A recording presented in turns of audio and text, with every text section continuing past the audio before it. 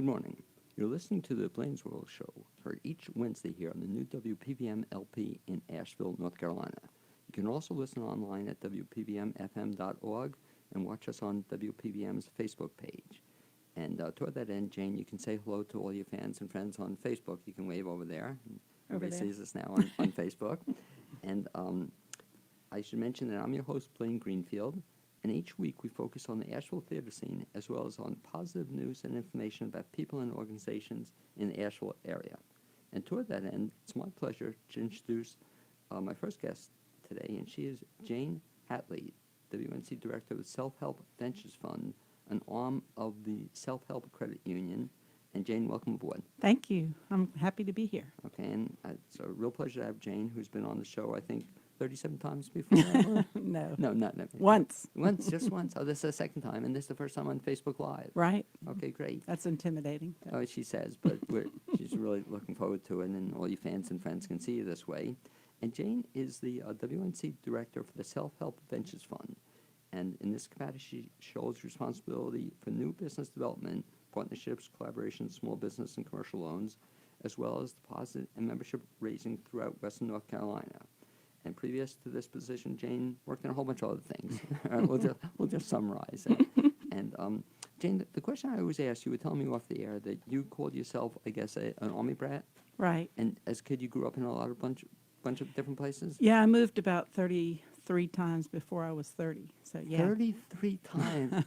You kept the record of it? Well, I Wow. just counted it up one time. Mm-hmm. That's about the most I've ever heard. 33 times.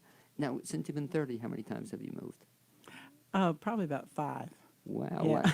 Wow. so you're finally settling down. Yeah. And how long you been in Nashville?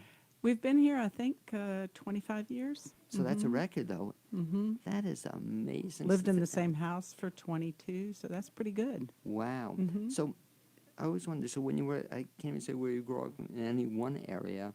As a kid, where was the longest you ever stayed in one place? I think in Frankfurt, Germany. Wow. Mm-hmm. Was We that- were there for 4 years. Okay, was that tough, moving around? I loved it. Did yeah, you? Yeah, I loved it. I mean, when we had lived in this house in Asheville for 3 years, I thought it's time to move. You know, I'm just used to that. When a tour of duty is over, you got to move. So yeah, I enjoyed it. So you were a little kid moving around, especially then in Germany for 4 years. Did you always think to yourself, my God, when I get older, I want to be in charge of a self-help credit union? No, I never did. How did you fall into that? Well, I was running a small company, and the company got bought, and I was kind of at loose ends at that moment, didn't know what I was going to do. And Mark Hunt, who was a friend of mine from Francine Delaney, New School for Children, we were both founders there. He just saw me in the parking lot and told me about this. And I got excited because of the social mission, the social justice mission. Now, before you came on board, had the organization been in existence in Nashville? Oh, yeah. I mean, we've been in Asheville probably for 35 years now. Yeah, so it had been around a while. It was started in Durham, but one of the first branches was Asheville. And so for the benefit of the folks who don't know what self-help credit union is, and I guess you get that asked every so often. And by the way, it's perfect you're in this building, because what do they call this building? The Public service building. No, but this building where we are, isn't it It is the Self-Help Credit Union building, yeah. So was that because you folks were here first, or? Well, it's because we own the building, and it was donated to us by Julian Price, because he saw we had a small branch office on Wall Street, and Julian got excited about what we were doing for small business downtown, doing small business loans. And he said, you know, if you all want to expand your presence here, I will donate you the public service building if you do the renovation. So that's what we did. So chances are you're not going to be moving out anytime soon? Probably not, no. Oh, that's a No. great story. Yeah. So back to the question. So people might not know Self-Help Credit Union, I guess is the overall name of it. Mhm. What is it? Well, it is a mission-driven financial institution. It's both a CDFI and it's a community credit union, community development credit union. And it was started almost 40 years ago by Martin and Bonnie Eakes. And at that time, the mission was to serve the underserved in the best way we could. And their model was to help create cooperative worker-owned businesses in areas where factories or whatever were closing and moving overseas, it was to have the workers take over those. But that was a little ahead of its time, and so we moved into small business lending and home lending, and then most recently into retail, and offering banking services. So it's had a long history, but it's always had a social justice mission. And the social justice mission is what exactly? Well, it was originally framed as serving the underserved, which meant making financial services available to people that wouldn't be able to get it from other financial institutions. So people of color, women, rural, low-income folks. And our mission is now framed as building economic opportunity for everyone. Because it's expanded over the years, and one of the things that's come into our mission is fighting predatory lending. So the Center for Responsible Lending is an arm of self-help. Then we have a real estate development arm that does downtown redevelopment. So it was that arm was involved in like the Grove Arcade in Asheville, putting small businesses in there, and the American Tobacco Project in Durham, that's our real estate arm. So we do real estate, we do lending, and then we have retail credit union branches. And you mentioned just before predatory lending, and I didn't realize you were involved in that as well. Again, for the benefit of folks who don't know what that is, explain it if you would. Well, one of the most obvious examples is payday lending, where people can get a loan based on the fact that they have a paycheck coming. But the loan is usually at a very high rate of interest. So we were brought into fighting payday lending by our home borrowers who were coming to us and saying, I have this payday loan that I got to help me to get to my paycheck, but it started out at $200 and now I owe $4,000. And so self-help with a coalition of social justice organizations managed to drive payday lending out of North Carolina. We're the first state to get rid of payday lending. I would add that now there's a whole bunch of people trying to bring it back in because it is a very lucrative kind of industry. But yeah, that's what it is. So that's incredible. So right now you can't get a payday loan. Is You that can't correct? in North Carolina, but you go across the border in South Carolina and you see the payday lenders right at the border. And Yeah. I'm shaking my head because who would imagine would want to even bring it back? I mean, a Yeah. company would. Yeah, But- it makes a lot of money for people because of the high rates of interest. So it's also like title lending on cars. That's another predatory practice that very often has things written into the agreement that people don't even know they're signing. And so they end up really just paying their shirts for this car loan because they haven't been able to get the car loan otherwise. So one of the things that self-help offers is car loans for people who are riskier. They can get a car loan with us. They can get a home loan with us. And that's why we went into those areas, is to fight that kind of practice both directly with our loans and through advocacy. Well, it's also, I imagine, too, again, I should know the practice, when people buy stuff in terms of living in an apartment where they, same kind of concept, they'll buy a TV Right. and they'll pay 20 times the cost of the TV, Right. but they don't know it. Right. So I guess one of the things you're involved in is an educational forum also to Right. tell people about stuff they should know, know Yeah, about. all of the work we do, including our commercial lending, our home lending, our consumer lending, all of that involves also public education. So then I'm trying to explain to the listeners. So you're in some respects like a bank, though, I guess, right? Or you provide We offer the same bank-like services. services. But again, and these services are open to anybody, though, right? Anyone who lives, works, or worships in our counties. Because where I've been in touch with self-help in terms of some work with SCORE, that you want to let people know that there are other options available for Right, them right. if they're having trouble, I guess, with a traditional bank. Right. If they haven't been able to get a loan, they need to come see us. And one of the things that we very often do is walk them through the steps of how they can become eligible for a loan. So not everybody that walks in our doors can get a loan, but we can definitely walk them through the process of, let's see, okay, so this is what you're missing in terms of getting a small business loan, or this is what you're missing in terms of getting a mortgage. Where you come in then is for the people, as you said, the underserved or people who have certain kinds of problems. If somebody has sufficient income, that they wouldn't necessarily work with you for the loans and other stuff. They might not get their home loan or they might Right. get their small business loan from us because we also specialize in things like childcare lending because it's a critical part of economic development. Or green lending. We were one of the first organizations to do loans to green businesses, loans for solar farms. So we do a lot of regular lending at competitive prices. But one of the other critical ways that people who do not need our loans work with us is that they are depositors or they are members because, we have a slogan, put your money where your heart is. And so people can deposit with us and make our work available. Now, when they deposit through you, it's not just the downtown location here. Right. You're elsewhere in Asheville? We're all over in Western North Carolina. We have 33 branches in this part of the state and then across the state as well. We're across North Carolina. And we are also in Washington, D.C., Florida, Chicago, and California. So now you're talking about the branches in terms of getting banking type services, and you're encouraging people to use your services for that Right. sense. But in terms of your office, Mm-hmm. and this is kind of an interesting statistic, how many people are in your office? In my office here, Yeah. 3. I'm shaking my head, knowing you a little bit. Can you imagine Jane's doing all these projects, the self-help credit union, and you have a staff of all 3? Do you also have roller skates? I need them, yeah. I can imagine. I mean, you're really running around doing a lot of different stuff, are you? Right, but we have also a lot of retail staff. So Right. there are a lot of folks that can work with people.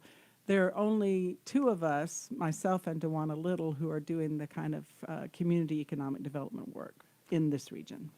And even when you mentioned, for example, coming in to speak to you just about the loan process and whatnot, are they best to going to an individual branch then to get that information? If they're looking for a home loan or a consumer loan, yes, and the branch. If they're looking for a small business loan, they can give me a call or come by. Okay.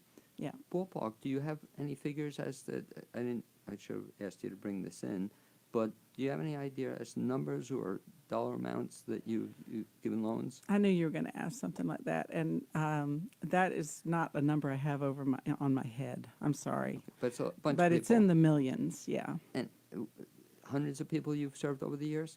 Oh well, if you're talking about the entire self-help, Right.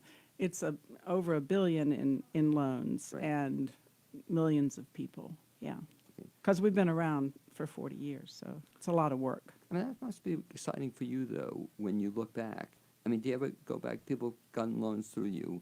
Are you still in touch with them? I am. I'm in touch with a lot of my borrowers, and it's fun. I mean, some of them have turned into friendships, like Roberta Jordan at Shoji Spa, or Carol Miller at True Confections, or Beth Hohensee at Studio Floradiva. I'm getting a kind of a pattern here, though, that We lend to a lot of women. No, but aside from a lot of women, the best bet if you want to get a loan from self-help, provide something that Jane is interested in.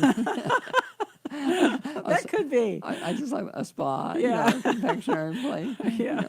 If- Spa, coffee and treats, and flowers. Yeah. reflexology, massage.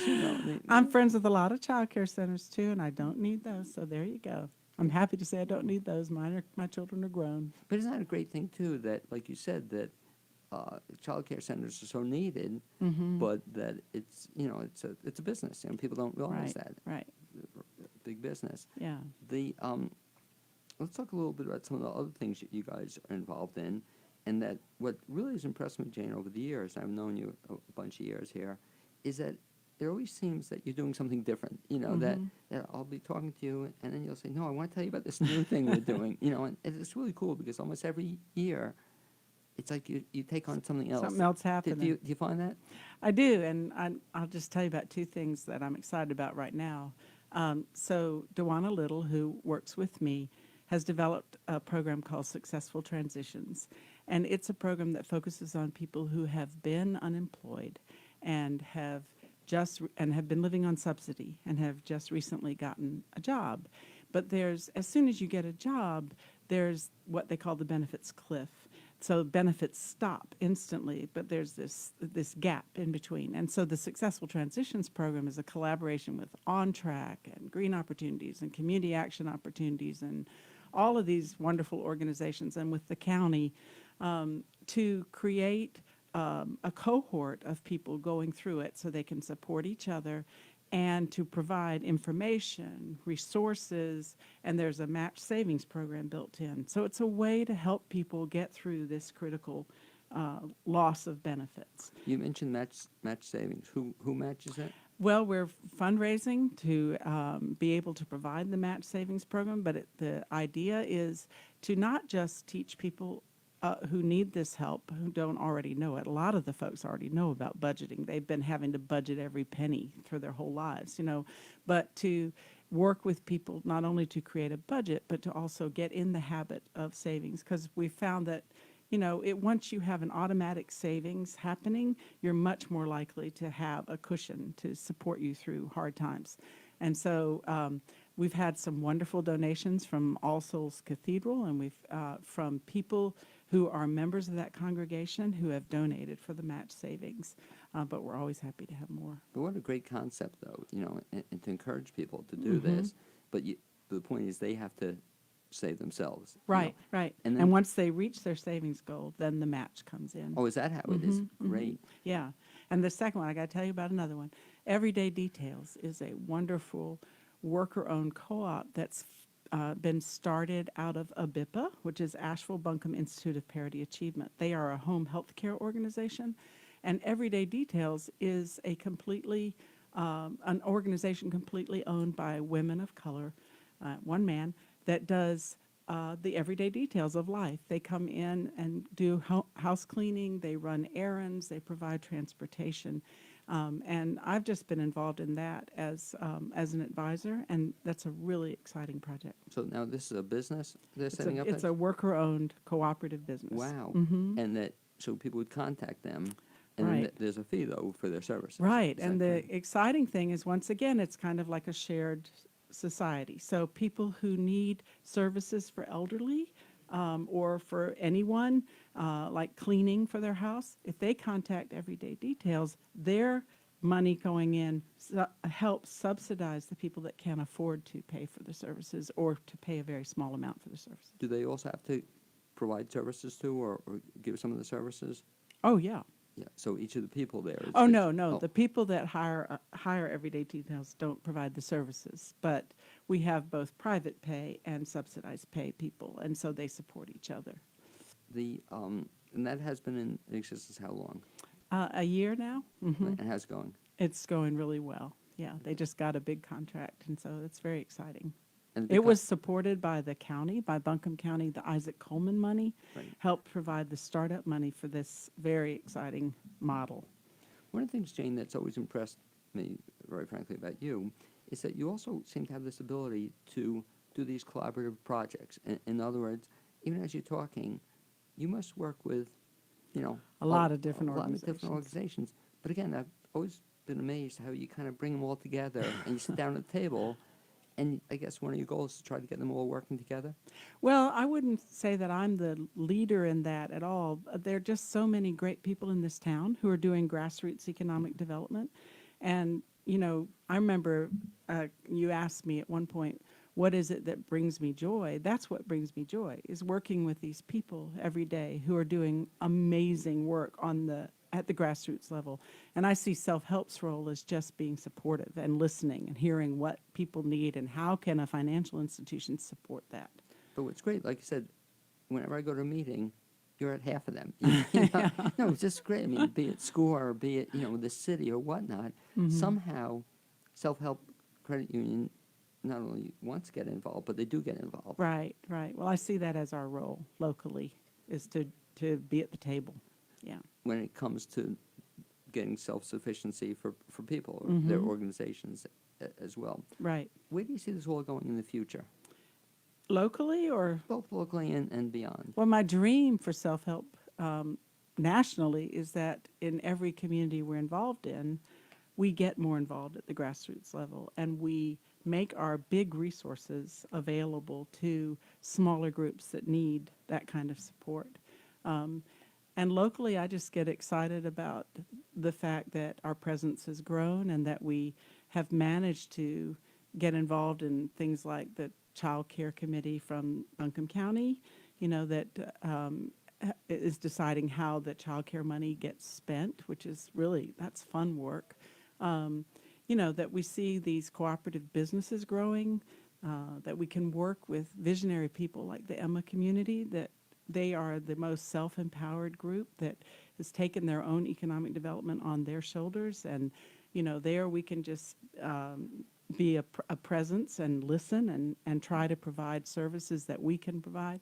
But people like, Keenan Lake doing My Daddy Taught Me That, Dewana doing Positive Changes, My Community Matters, all of these organizations are doing this powerful grassroots economic development. It's probably exciting for you when it clicks, when you start something, Right. and it just grows and just stays in existence. Very exciting.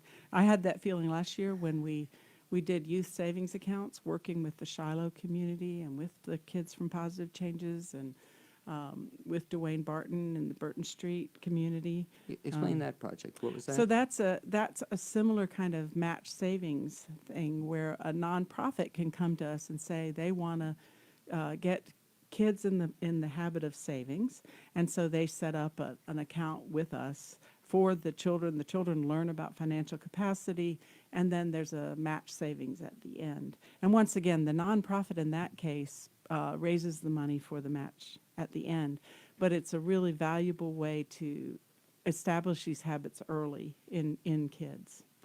Did a lot of kids participate in it? We had a great participation. Yeah. Now, do you do any of the teaching of the courses too, or the Sometimes, programs? yeah, sometimes. Do you- Dewana does a lot of the teaching, and we also rely on the great people at On Track. They work with us. So one of the services Self-Help provides locally is free financial planning for folks who are members.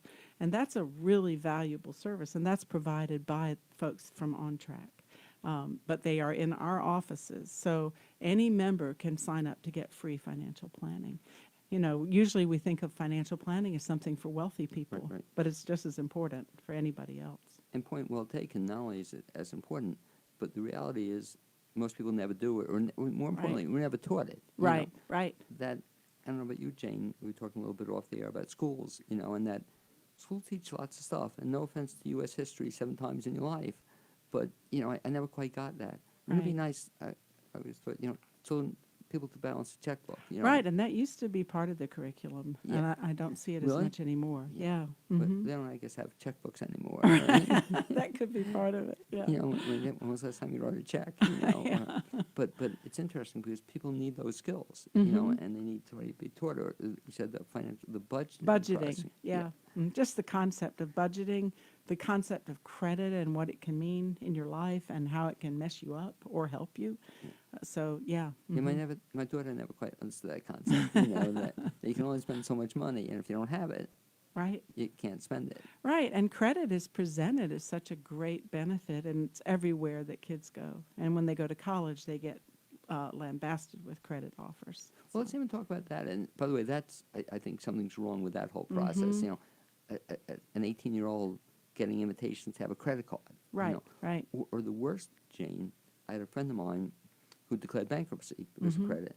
And the minute she declares bankruptcy, she's getting invitations Oh, to get more, sure. Oh, sure. to get more credit cards. Yeah, because it's so lucrative, But it's yeah. just something wrong with that picture. Yes, there's something definitely wrong with that picture.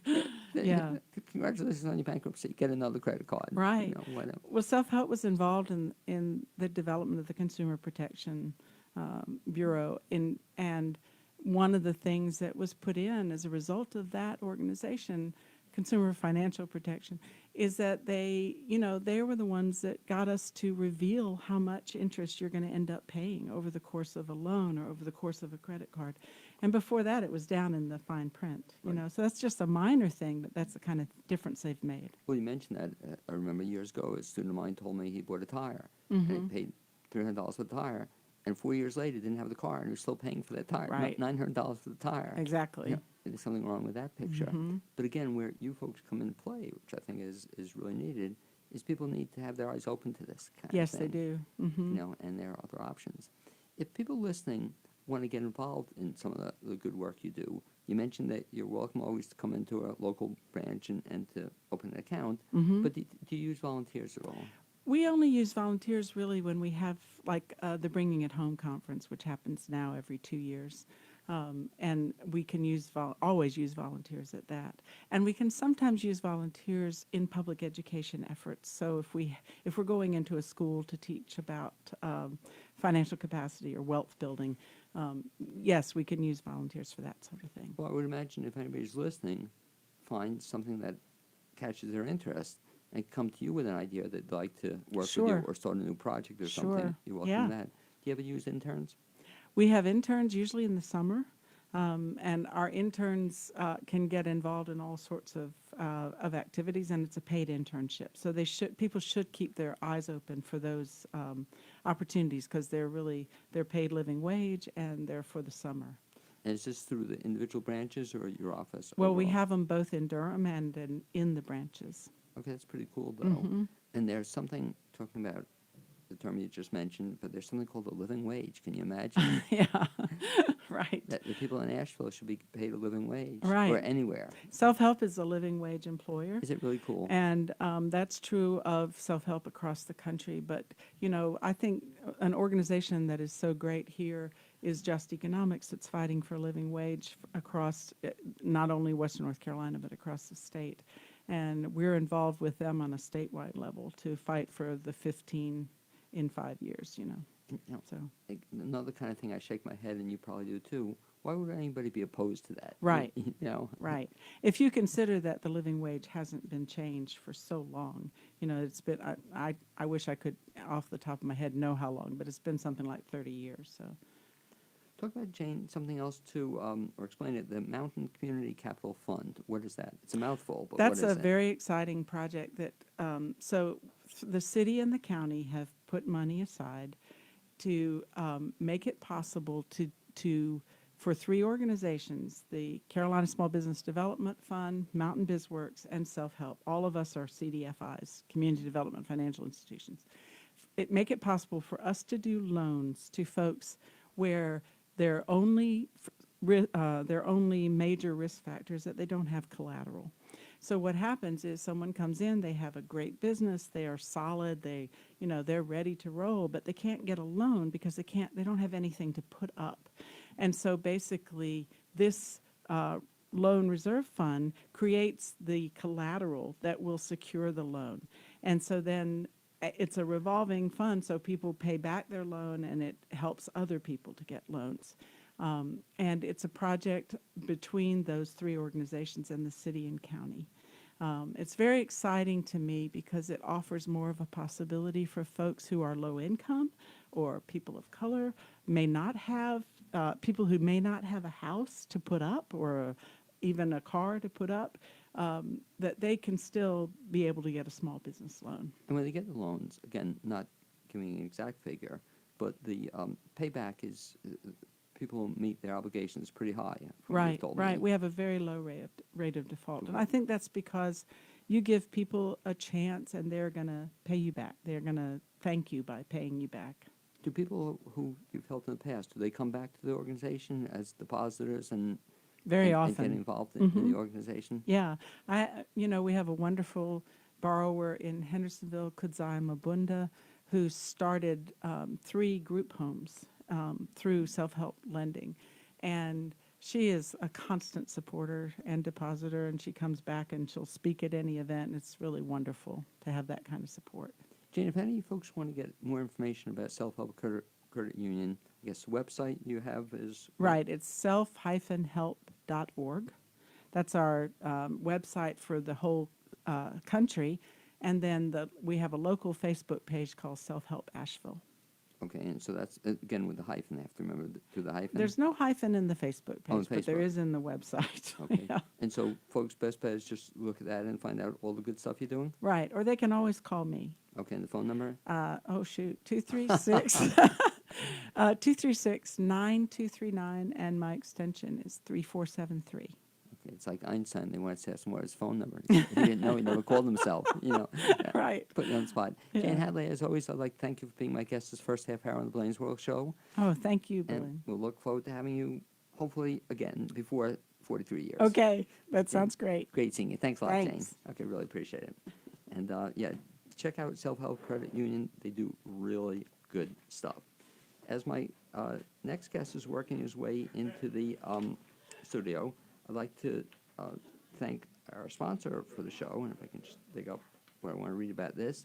And support for this show in WPVM is underwritten by the Grail Movie House, Asheville's alternative cinema. The Grail Movie House is an independent, locally owned, 3-screen cinema located in downtown Asheville, North Carolina. For current features, visit the Grail website at grailmoviehouse.com or the Grail's social media pages. I'd next like to recognize some upcoming shows in the Asheville area. And one is involving some friends of mine who have also been guests on the show. But it's going to be a musical celebration of the Divine Feminine, featuring Kimberly Hughes, Anna Lind Metzner, Jennifer Worthen will also be involved in it, Isabel Castavelli, I think Rita Hayes, and Maggie Moon. That's going to be at the Life Center, and that's going to be in Black Horse, White Mountain, and it looks like that may have already passed. So check back with them for some other good stuff that they're doing. But I will tell you that there's another show coming up starting this weekend, which I'm going to be attending, and that's called The Miracle Worker, one of the great shows in American theater. That's running from July 25th to August 4th, so I didn't miss the start date on that. And that's, for more information, that's going to be at SAUT in Mars Hill. And for more information about that, you can check out sautplays.org. And I think you've seen a show or two, Guy, at that theater? I have, yes. And that's a perfect introduction to my second guest this half hour of the Blaine's World Show. And he is Guy Sayles. And welcome aboard, Guy. Thank you, Blaine. Good to be here. And Guy, you can also say hello to your many fans and friends on Facebook. Hello. Okay, they're all watching you. And Guy is just a guy I've had try to have the show for a while. And Guy is a man of many talents. He's a writer, speaker, consultant, coach. I'm trying to think, Guy, we should just make a list of all the things you've done in your life. You've also been a teacher. You've also been a minister. Right, I have. How many other things have you done in your life? That's pretty close, although early on, I did a little bit of everything.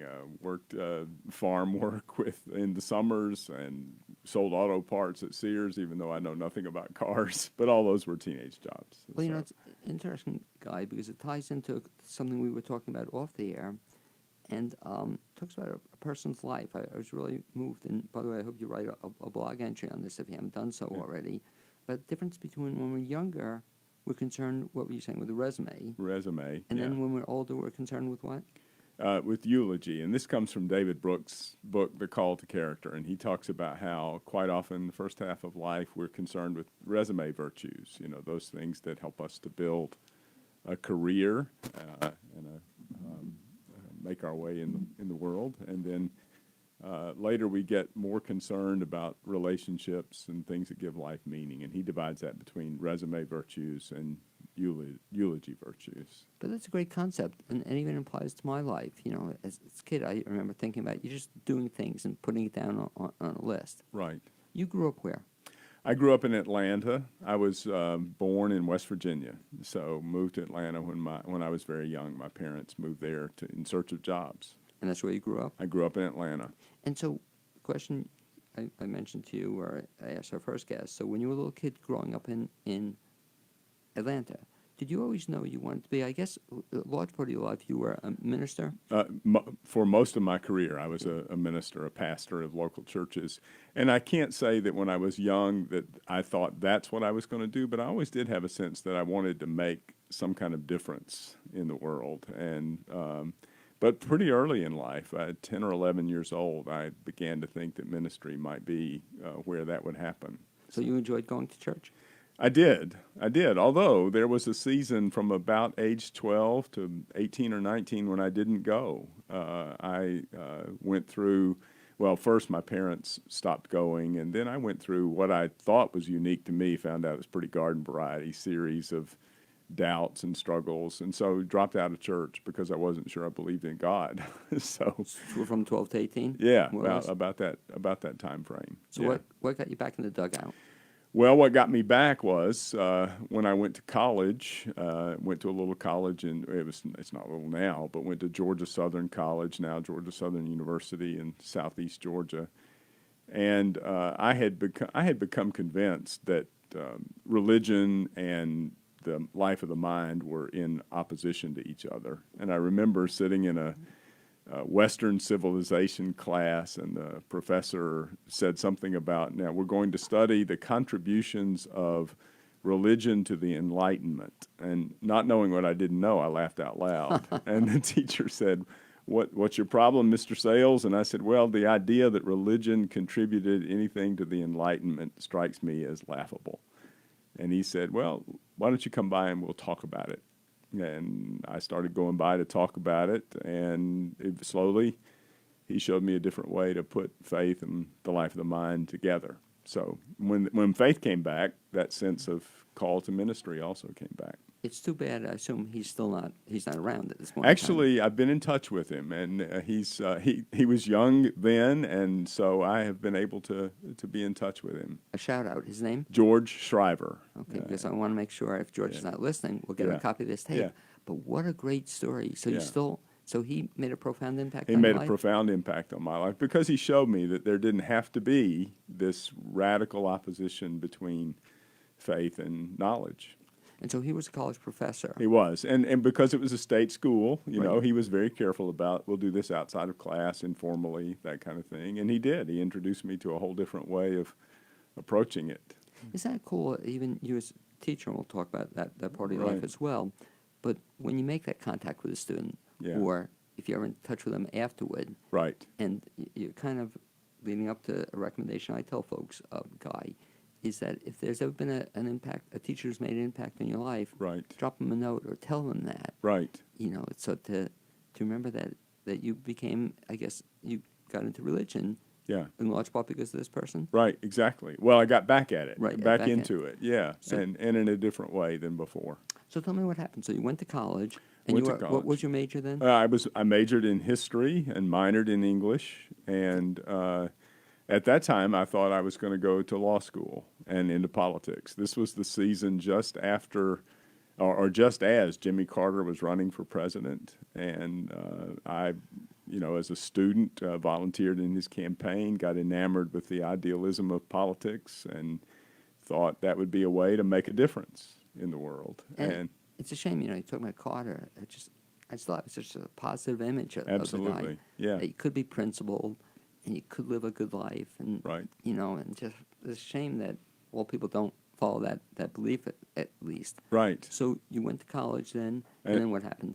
Well, I was planning to go to law school and into politics, but as this sense of faith came back, this idea that I would be involved in, actually what I thought I was going to do was be a teacher, because George Shriver and other teachers in high school, junior high school, had been the people who'd made the biggest difference in my life. And so I thought this was the way they made a difference. I can do that. So I went to seminary thinking that I would eventually get a PhD in probably in church history, religious history, and teach in a college or seminary context. And that's what I went to seminary to do. But about midway through, Ernest Campbell, who was the preaching minister at the Riverside Church in New York City, came and did some lectures. And I remember he said, some of you are thinking about going into pastoral counseling, and that's good. And some of you are thinking about being professors, and that's good. He said, I hope some of you will take on the challenge of being on the front lines, which is being pastor of a local church and trying to bring meaning and hope to people from that context. And at that moment, I thought, I can do that. I need to do that. And so turned on a dime to the idea of pastoring churches instead. And interestingly enough, and this is a gift, I struggled is too strong, but I kept debating with myself all through my career. have I done the right thing? Should I be a teacher instead? Should I be a teacher in a college? And so I did adjunct work and that sort of thing. So as things played out, I spent the last 4 years teaching at Mars Hill, which Yeah. was a way to round that out. As a pastor, you're a teacher, though. Oh, absolutely. All your life you're teaching. Absolutely. And you're reaching a lot more people conceivably at one time than you can be as a Absolutely. classroom teacher. Yeah. So you graduated. Then did you get a first job as a pastor? I did, yeah. Out of seminary, I pastored churches during seminary, but after seminary, we went to a small congregation in southwest Georgia, in a mill village town. I didn't know much about what a mill village town meant, and to say that we got into a little bit of hot water would be an understatement. I had a conflict with local community members over race. I'd been there about a month and a half, and the pastor of the local Black First Baptist Church called me. His name was Mac Charles Jones. Became a very dear friend. Mac called me and said, Reverend Sayles, welcome to town. I thought you should know that the Ku Klux Klan has been demonstrating in the town square once a month for years. And we've never had a white minister come stand with us against them. I just thought you should know. And I hung up the phone and said, well, damn, now I know. Wow. And so I started going to stand with them. And eventually, it was illegal, but the Klan members were allowed to wear their hoods. And I found out eventually that I had leaders from the congregation who were standing with the Klan. So how old were you then? I was, let's see, how old would I have been? 24, 5. Can you imagine? Yeah, it's good that I didn't know what I didn't know. This is your first job. Yeah. And how long were you in the job when this Oh, took place? well, this was a month and a half in. Wow. And I mean, that's just an amazing story. Yeah. I don't know if you've written about that story, but that'd be a great story to I have tell. not. I have not really written about it as much as I've talked about it at places. Yeah. Talk about it. I'm encouraging you to write a story, you yeah. know, about taking a stand and Yeah. how do you develop the guts to do that, you know. Yeah. But that was amazing. So then you turned off some of your church members. Yeah, absolutely. And we when I say we, my wife and I, we lasted there 13 months and had to leave quickly because of the trouble we kicked up. That is a phenomenal story. I never heard that one. So your first job, you lasted all 13 months. Right. You went to another? Yeah, to another. In fact, because that pastorate ended pretty abruptly, there were a series of shorter term roles while I was working on my doctorate at Candler School of Theology at Emory. So I was doing both. I was going to school and working at these smaller congregations. But eventually ended up in Washington, D.C. for 5 years, and then Texas and St. Louis. I'm a little bit like Johnny Cash. I've been everywhere. And how about in this area? Where have you been? Here, I came to be pastor at First Baptist Church downtown here in Asheville in the fall of 2001. And you were there for quite a while. I was there until January of 2015. Okay, so that was the longest you've ever been a That was pastor? the longest I'd been at any one congregation. Yeah, and it was wonderful. It's a great church, and I enjoyed my work there. God, one of the things I've always been amazed at pastors and other church-type folks is the fact that aside from all the work you do in the community, and you mentioned the counseling and teaching, all this different stuff, you also have to write a bunch of sermons. Is that correct? Right, absolutely. Is that was that tough for you, or is that a challenge? Well, it was both a challenge and a gift, because I came to believe that knowing what you actually think or trust to be true comes in large measure by being pushed, forced, required to write about it and make claims about it. So, it was good to have that discipline of thinking about it regularly. So Now, is that a challenge? So every week, especially unless you were out of town or something, Right. you had to write a sermon. Right. How long are the sermons? Usually around 20 minutes or so. Okay. And a sermon like that for me would take, 12, 15 hours to write. So How many words was that? it's Ballpark. around 2,000 words. Yeah. So weekly, you had a deadline. Yeah. did you ever have you saved all the sermons? I've saved most of them since 1994 because I have them digitally now. So yes. I'm saying that would be it. I don't know if you think about it, but that would be an interesting book, though, where just put together guys' greatest hits or something like that. Yeah, that might be. And I certainly do draw on them from time to time, both as kind of to remember my journey and also to lean on some of the research I've done earlier. Or to share with your family. Right, and, absolutely. Hear something too. But another thing, I think how I first met you, and I was always it kind of blew me away. I started reading. You started then blogging at some Right. point in time. Right. How long have you been blogging? Well, in one form or another, I've been blogging for maybe 12, 13 years now. I guess I've met you through your blogging maybe over the last 8 or 9. Right. And if we can talk about it through some of your other journeys in life or Right. some of your health issues. Right. Right. And you chose to write about those as well. Right. When I was diagnosed with multiple myeloma, a cancer of the bone marrow and of the blood, in 2014, early 2014. And because I was pastor at First Baptist Church, it was not really possible to be sick in private.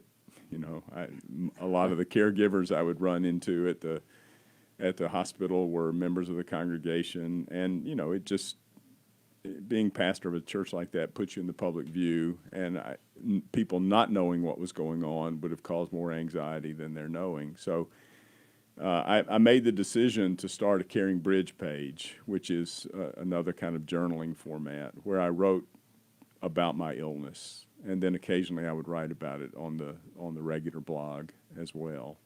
And it was a way of keeping people informed, but also a way to help me, think through, feel through what that journey was like.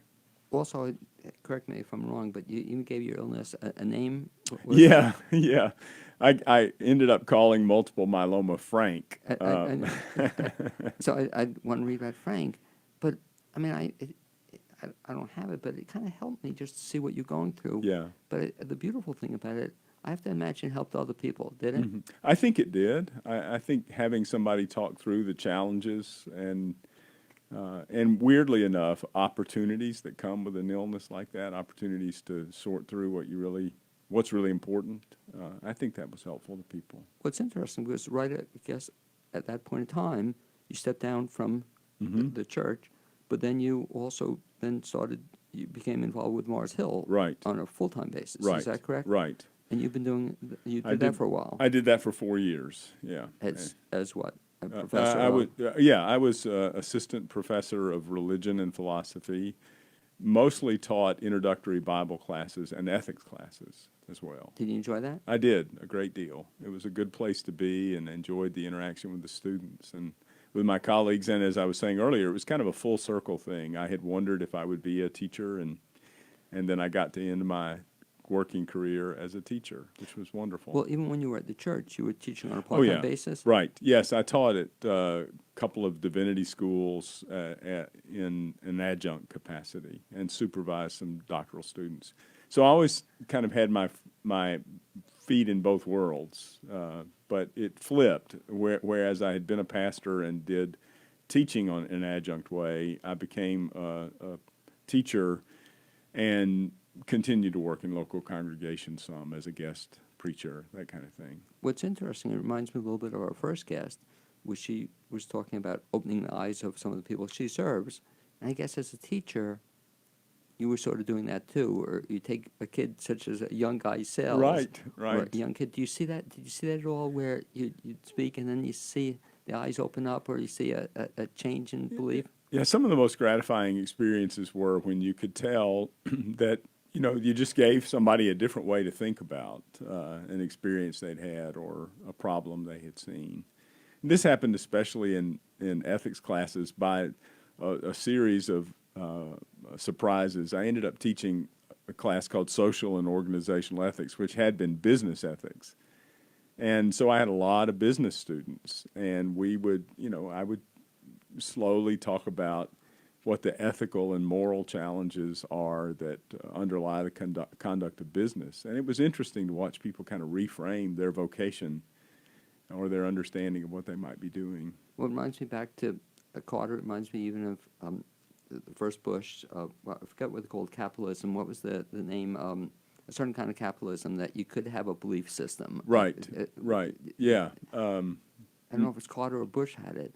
Enlightened. Yeah, something like capitalism, that. Yeah, But it just kind of opened my eyes. It was such a great concept. right, That you can make a profit. Nothing wrong with that. right. But you can also have a social. You can have an Social ethical, conscience, yeah, which yeah. is kind of cool. Yeah, really cool. Yeah, And that people I don't think realize that, or you can do good for the community, but you can also do good for the people within the community. Right. It's a great concept. right.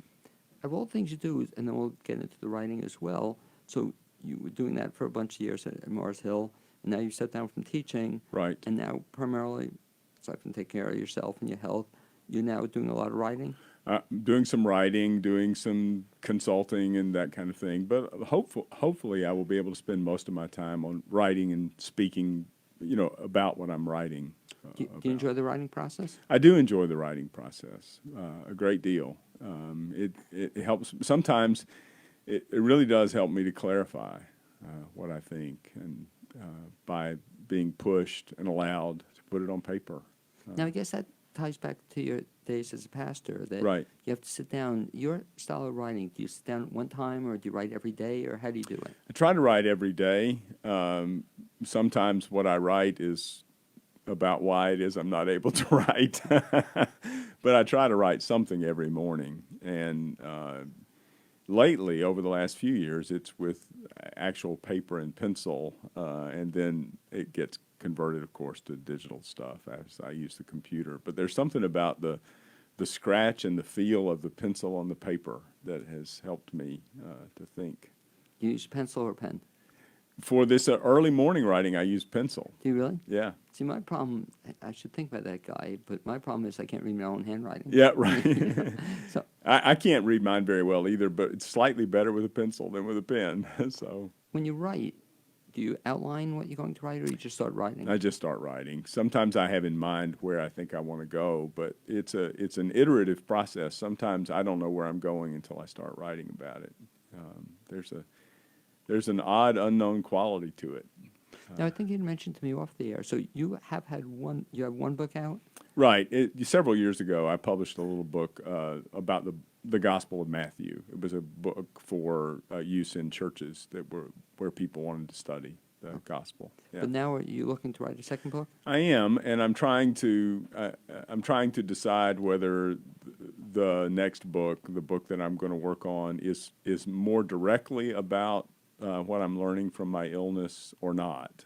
I've done a lot of writing about that, and there's some folks who have encouraged me to finish that up. But there are some other things that I want to write about as well. So I'm particularly in these times am interested in helping people to understand that Christian faith doesn't necessarily line up politically in the ways some people popularly assume it does. And so we want to write about some of that. Another great book, or certainly a blog entry. The only problem is, I could see in certain parts you could be run out of town for that one. Yeah. Well, one of the great benefits of not having a full-time job is what are they going to run me out of? So take a shot. And actually, I don't want to waste that opportunity to be able to, from a position of not being responsible for a particular institution, to be able to say some things that I think need to be said. Because the problem, there are three books I see from you, and I'd like to read all three. The first one, I'd love to see, but it's very moving to me, to reading about your challenges with your illness. And then I love that, even though not the Christian faith, but boy, would I love to see that book, to see somebody's perspective on life, politics, But here's the third thing I'd love to see from you. And it's like the Frederick March movie. I'm trying to think about being a minister. Do you know which? It's a famous movie that he was a minister, small town minister, and his life story. I'd love to see your life story. Yeah. Well, certainly my life story would come through in those other two, because those have been such concerns. But that's interesting. Yeah, but a great story. Yeah. Well, thank you. And then we'll have Mandy do a show on it. That's right. Well, she would certainly know how to direct it. Okay. And we're talking about Guy's daughter Mandy at SART. It's just doing a great job there as well. And that's also, Guy, you also seem to be an individual, I'd say a guy, but also an individual of many interests. Do you find yourself always Yeah, wanting to do something new? well, and I'm very interested in how things that happen, what happens in cultural arenas, links up or doesn't link up with themes of faith, and I find more linkages than not, and I'm interested in those connections. What drama, literature, and music. I think oftentimes these artists are surfacing the human desire for love and knowledge in a way that those of us who are interested in faith need to pay attention to. And I think that first story you told is just really resonating with me. I mean, I'd encourage you to write on it or something thank you. you can say we talk about on the radio show. But what a great story and how it impacted your life. Yes, You know, and then you told the other story of how being in college, impacted your Right, life. I right. guess if you just listen to some of these, what's happening in your life, Yeah, right. and give some thought to it. Right. Yeah, one of my favorite writers, a minister named Frederick Buechner, said that often the first challenge we have is to listen to our life, to listen closely to our life and let it speak. That often what we most need to hear, our life is already saying to us. Well, you mentioned before, back to that when you were teaching college, as an assignment, almost for people to think a little bit about, even in their lives now. You know, Right. so talk about what you've accomplished, so the resume part of it.